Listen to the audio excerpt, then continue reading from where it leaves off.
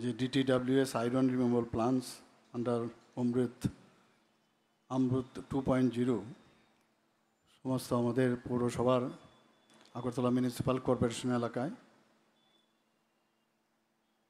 এবং সেই উপলক্ষে আজকে এখানে রবীন্দ্র শতবার্ষিকী ভবনের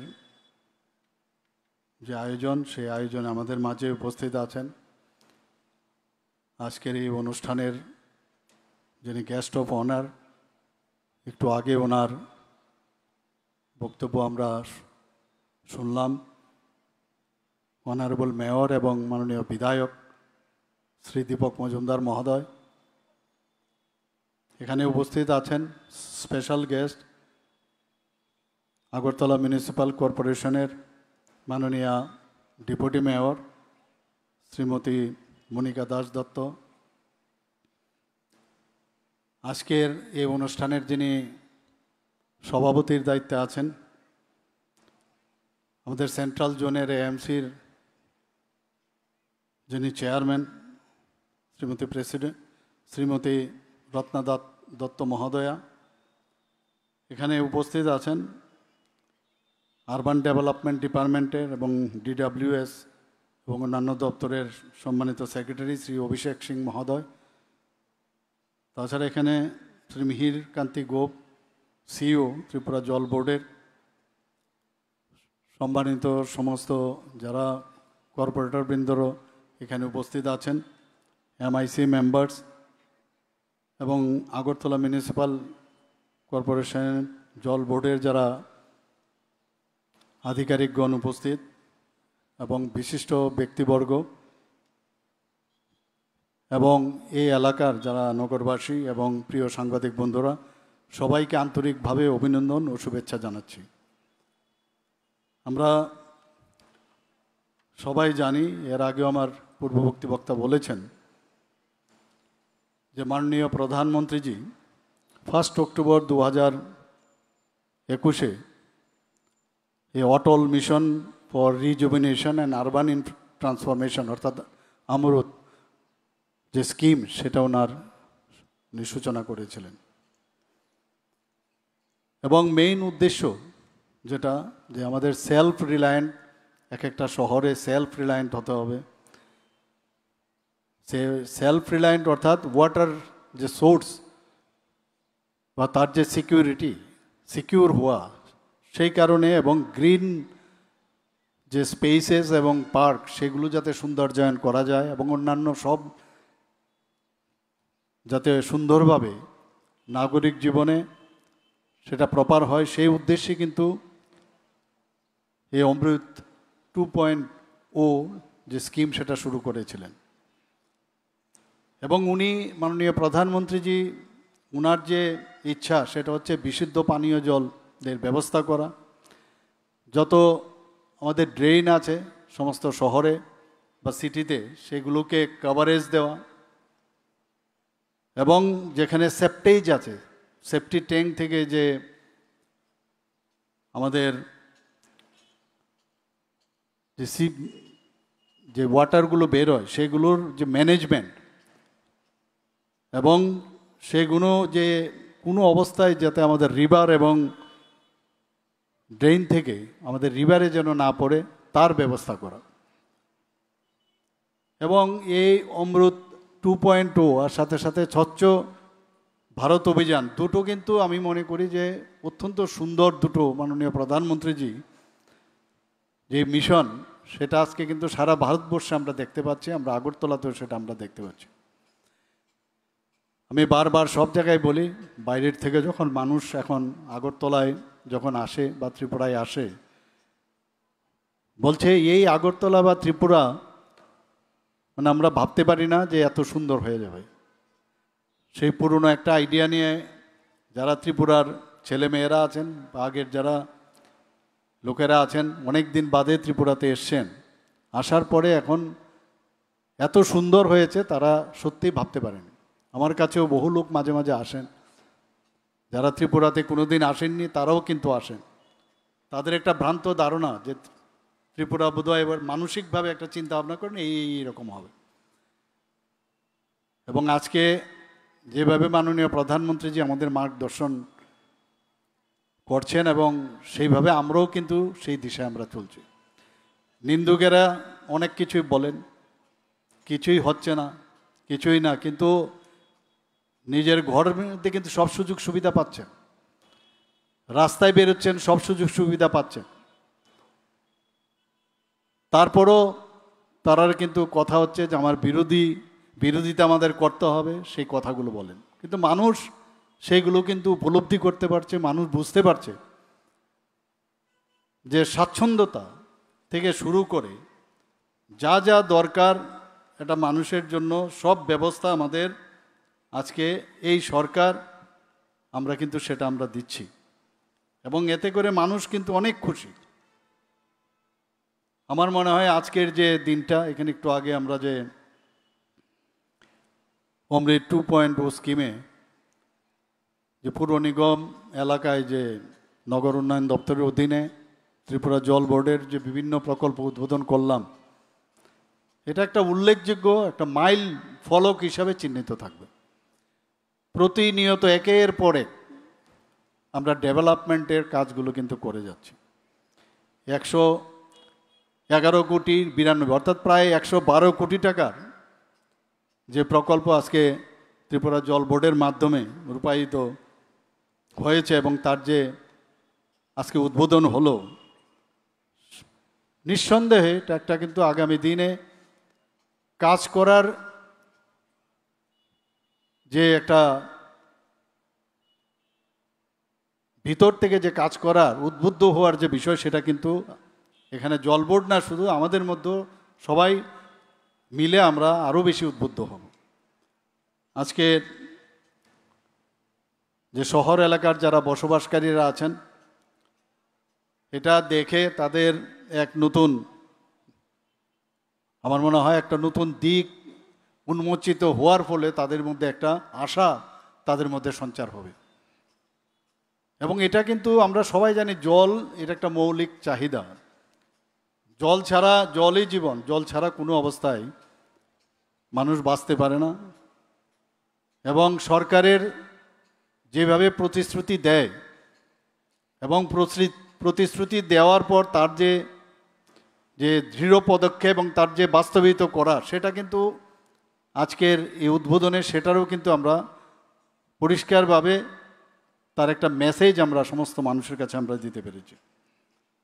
আমরা যেটা কথা বলি, আমরা সেটা কিন্তু বাস্তবায়িত করার যে প্রয়াস, আমরা প্রতিদিন আমরা কিন্তু সেটা দেখাতে পারছি। মানুষ আমাদের উপর এখন আস্থা রাখছে, আমাদের উপর বিশ্বাস রাখছে। এবং জল ছাড়া আমরা জানি স্বাস্থ্যই হোক, আমাদের উন্নত জীবনযাত্রাই হোক, এবং স্যানিটেশন থেকে সব কিছুর মূলেই কিন্তু জল, জল ছাড়া কিচ্ছু হবে না। এবং আজকে জল বোর্ড হওয়ার সুবাদে নাগরিকদের যে প্রপার যে স্বাচ্ছন্দ্য, সেটা কিন্তু একটা মানে অগ্রাধিকার ভিত্তিতে এই ডিপার্টমেন্ট কাজ করছে। আমি এর জন্য ওনাদেরকে আমি ধন্যবাদ দেব। কিন্তু তাতে আত্মতৃপ্তির কোনো স্থান নেই। আরও বেশি কিভাবে মানুষের যে জায়গায় সমস্যা হচ্ছে সেই জায়গাগুলো কোনো জায়গায় যেন 100% যাতে স্যাচুরেশনটা আসে, সেই দিকে আমাদের সবার নজর রাখতে হবে। অনেক সময় বিভিন্ন জায়গায় খবরাখবর আসে যে নল আছে, জল আসছে না, তার কারণ খুঁজে বের করা। কালকেও আমি মিটিং করেছি, প্রায় 1.5 ঘন্টার সময় আমি মিটিং করেছি সেখানে। আমাদের মেইন ল্যান্ড, আমাদের সবচেয়ে বেশি সুবিধে সারা ভারতবর্ষের মধ্যে ত্রিপুরা কিন্তু জলের যে স্তর মাটিতে আমাদের কিন্তু অনেক বেশি, অনেক উপরে। অন্যান্য মেইন ল্যান্ডে কিন্তু এই সুবিধা নেই। কিন্তু ওদের একটা সুবিধা হচ্ছে বড় বড় নদী ওনাদের আছেন, কোনো জায়গায় বরফ গলে জল আসছে। আমাদের এখানে যে জিনিসটা নেই, আবার আরেকটা জিনিস আমাদের আছে। তো সেটাকে যে আয়রন রিমুভাল প্লান্টের মাধ্যমে যে মাটির থেকে যে জল তোলা, আবার তাকে যে রিচার্জ করা, সেই বিষয়েও কালকে অনেকক্ষণ ধরে এই বিষয়ে কথা হয়েছে যে কিভাবে বৃষ্টির জলকে আমরা রিচার্জ করতে পারি। এবং আমি ওনাদেরকে বলেছি যদি সেমিনার প্রয়োজন হয়, যারা এই বিষয়ে, আমাদের এখানে বড় বড় দিঘি আছে, বড় বড় পুকুর আছে, তারপরেও বৃষ্টির জল দেখা যায় নর্দমার মাধ্যমে সেটা চলে যাচ্ছে অন্য জায়গায়। তো এটাকে কিভাবে সংরক্ষণ করা যায় কিছু বলার আমার পূর্ববর্তী বক্তা আমাদের সেক্রেটারি মহোদয় বলার চেষ্টা করেছেন। আইন আছে, কিন্তু আইনের কিন্তু সেভাবে প্রয়োগ কিন্তু কম হচ্ছে। যে বিভিন্ন যে বিল্ডিং প্ল্যান হয়, সেই প্ল্যানের পর সেখানে প্রপার যে হারভেস্টিং অফ রেইন ওয়াটার সেগুলো কিন্তু হচ্ছে না।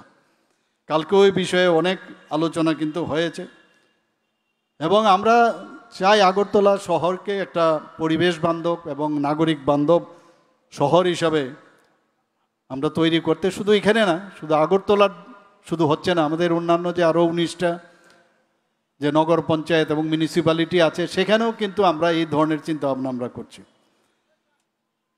আজকে এখানে বিভিন্ন ওয়ার্ড যে deep tubewell, modified iron removal plant,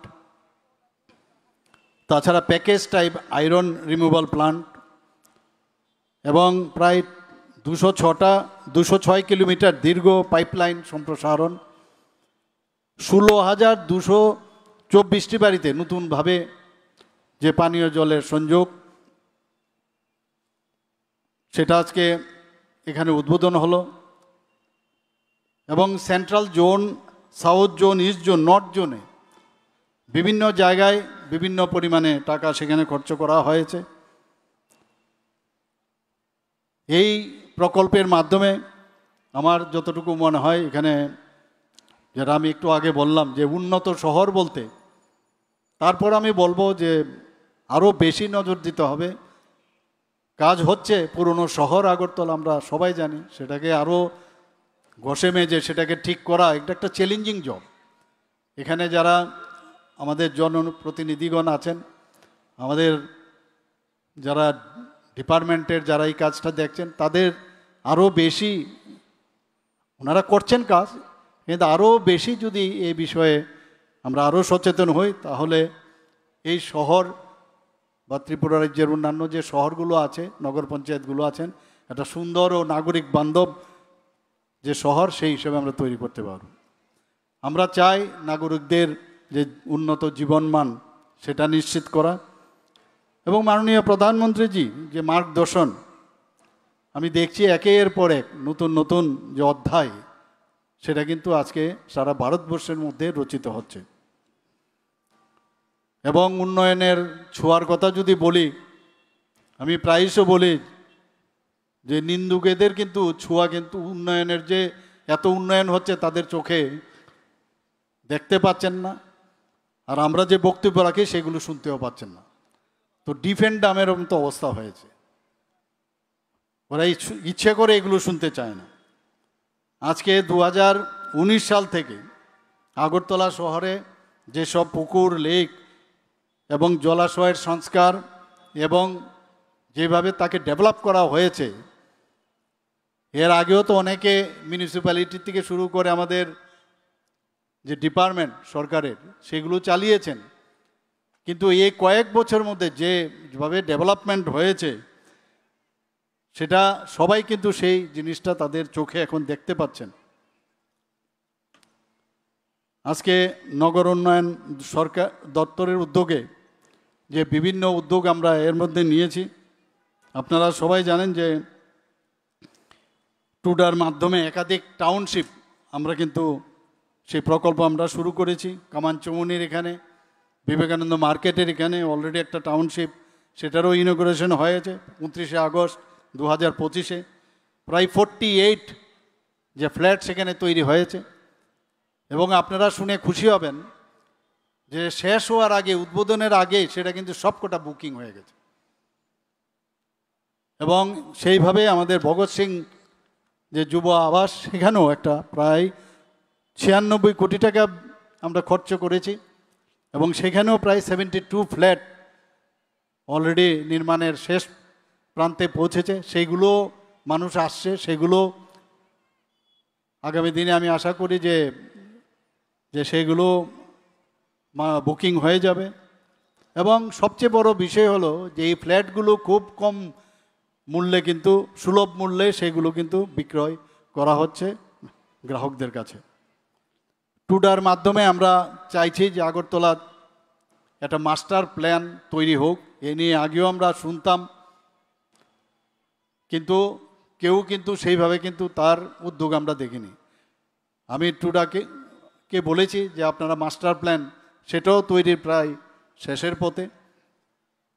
আপনারা সবাই জানেন টুডার মাধ্যমে আমরা লাইট হাউস প্রকল্প, সেটা নিয়ে মাঝখানে অনেক সমস্যা হয়েছিল। আমি নিজে মাননীয় ইউনিয়ন মিনিস্টারের সাথে কথা বলেছি এবং সেখানে যে ডিপিআর তৈরি হয়েছিল সেই ডিপিআরের কিছু সমস্যা ছিল এবং আসল যে বিষয়টা সেটা ওনাকে বলার পর আবার ফান্ড দেওয়া হয়েছে। এখনও সেটার কাজ আবার শুরু হয়েছে, খুব সম্ভব কিছুদিনের মধ্যেই সেই যে লাইট হাউস যে প্রকল্প মাননীয় প্রধানমন্ত্রীজির যে ড্রিম প্রজেক্ট সেটা সম্পন্ন হবে। আমাদের এখানে প্রধানমন্ত্রী আবাস যোজনা শহর, যেটা গ্রামীণ আর শহর, তো সেখানেও কিন্তু সবার জন্য যে ঘর, সেখানেও আমরা কিন্তু প্রায় 100% আমরা স্যাচুরেশন পয়েন্ট আমরা চলে আছি। এখানে 23,800-র উপরে যে ব্যক্তিগত পারিবারিক যে শৌচাগার, 1,295টি গণ শৌচাগার অলরেডি নির্মাণ হয়েছে, 13টি লিগাসি ডাম্প সাইট চিহ্নিত করা হয়েছে, 13টি পৌর সংস্থার জন্য, 16টি কঠিন বর্জ্য প্রক্রিয়াকরণ যে কেন্দ্র সেটা চালু হয়েছে। এবং এই যে টোটাল যে প্রজেক্টগুলো আমি বললাম, প্রায় 282 কোটি 58 লক্ষ টাকা বরাদ্দ এবং সেটাকে প্রদান করা হয়েছে।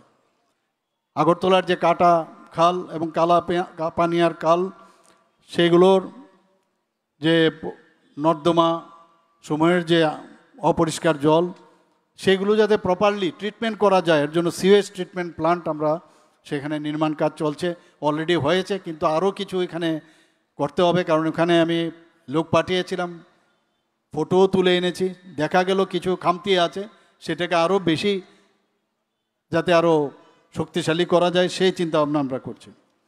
2025-26 অর্থবর্ষে প্রায় 96 কোটি টাকা খরচ করে এয়ারপোর্টে আপনারা দেখেছেন, সেটাকে যাতে আরও তাড়াতাড়ি করা যায় আমি নিজেও কয়েকবার ওনাদেরকে ডেকে আমি বলেছি এবং প্রায় এটা শেষের পথে।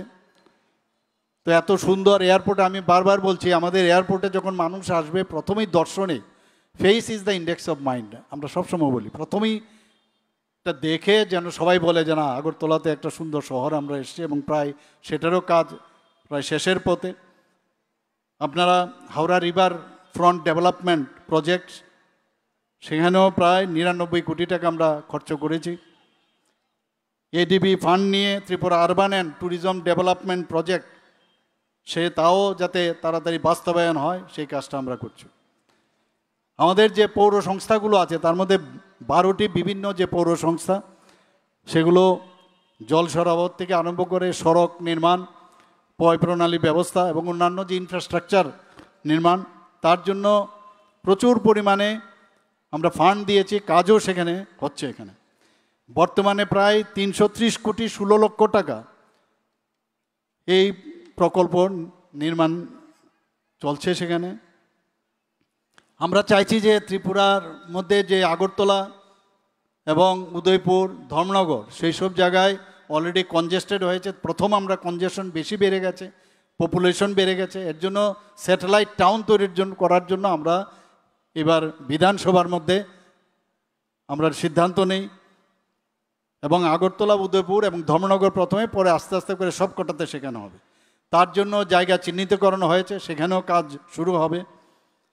আমাদের 334টি ওয়ার্ডে সারা ত্রিপুরাতে বাড়ি বাড়ি যে বজ্র সংগ্রহ চালু হয়েছে এবং 19টি কেন্দ্রে যে সলিড ওয়েস্ট তার যে প্রক্রিয়াকরণ, বিকেন্দ্রীকৃত বর্জ্য ব্যবস্থায় প্রায় 85টি যেটা সেপারেশন করার যে কেন্দ্র, সেগুলো চালু হয়েছে।